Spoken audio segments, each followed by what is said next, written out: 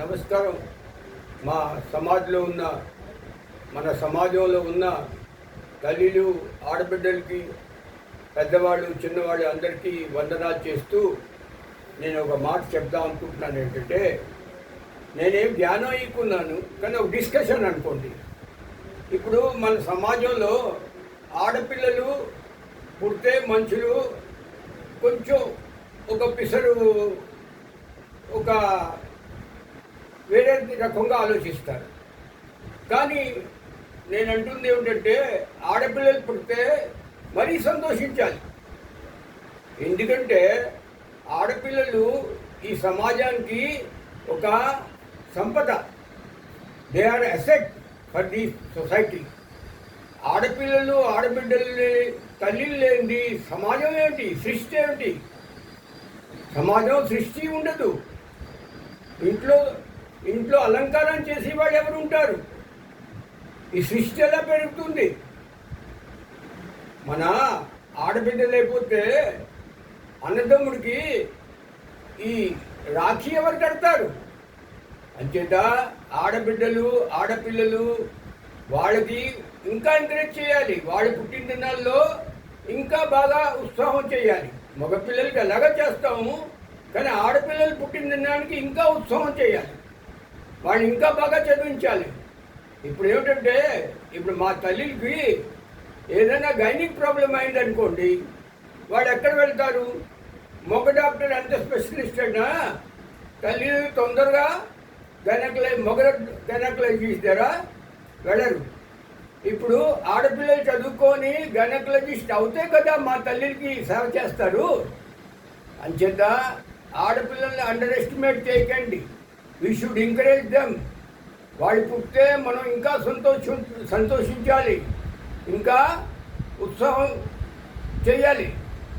వాళ్ళ పుట్టినదినాలకి, వాళ్ళ బర్త్డేకి, వాళ్ళతో సంబంధించిన ఏదైనా ఉత్సవం అయితే ఇంకా ఎక్కువగా చేయాలి. అది దానివల్ల ఏమిటి, వాడికి ఎంకరేజ్మెంట్ దొరుకుతుంది.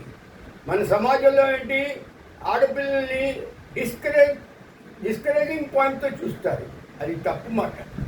ఇప్పుడు ముసలికాలంలో ఎప్పుడైతే తండ్రి వృద్ధాప్యం వచ్చిందో, మంచం నుంచి లేవలేడు, అప్పుడు ఆడపిల్లలు వచ్చి ఇంకా ఎక్కువ సేవ చేస్తారు. ఆడపిల్లలు తన అత్తవారి పక్షంని, పుట్టింటి పక్షంని, రెండు పక్షాలని వాళ్ళు సేవ చేస్తారు. రెండు పక్షాలకి సేవ చేస్తారు. నాకు బాగా జ్ఞాపకం ఉన్నది, మా పెద్దక్క మంగళంపల్లి సీతా ప్రభావతి గారు. ఎప్పుడైతే మా తండ్రి గారు ఆఖరి దశలో ఉండేవాళ్ళు, ఆవిడ కూడా ఎక్కువ ఏజ్ అయిపోయింది అప్పటికి. ఆవిడ మోర్ దెన్ 75. ఆవిడ శ్రీకాకుళం జిల్లా కాపురస్తుడు. ఆవిడ శ్రీకాకుళం నుంచి పర్యటకొని వచ్చి మా తండ్రి గారు సేవ చేస్తుండేవాడు.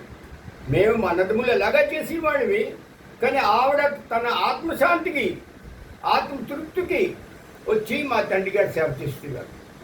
అంచేత ఆడపిల్లలు పుట్టింటికి అత్తింటికి రెండింటికి వాళ్ళు కాపాడతారు, రెండిళ్ళు కాపాడతారు.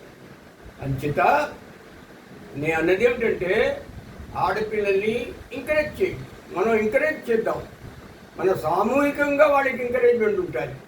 ఆడపిల్లలు లేనిది సంతానం లేదు, సృష్టి లేదు. ఆడపిల్లలు బంగారం, సృష్టి, ఒక సంపద మన సమాజం గురించి. అంతేత వీ షుడ్ ఎంకరేజ్ దెమ్. వాళ్ళని మనం ఎంకరేజ్ చేయాలి. ఇప్పుడు ఏదైనా ఏ భాగంలోనైనా మన ఆడపిల్లలు అన్ని చోట్ల పనిచేస్తున్నారు. మంచి పైలట్లు అవుతున్నారు, మంచి గైనకాలజిస్టులు అవుతున్నారు, మంచి స్పోర్ట్స్ గర్ల్స్ అవుతున్నారు. అంచేత వాళ్ళు పుట్టితే we should be more happy.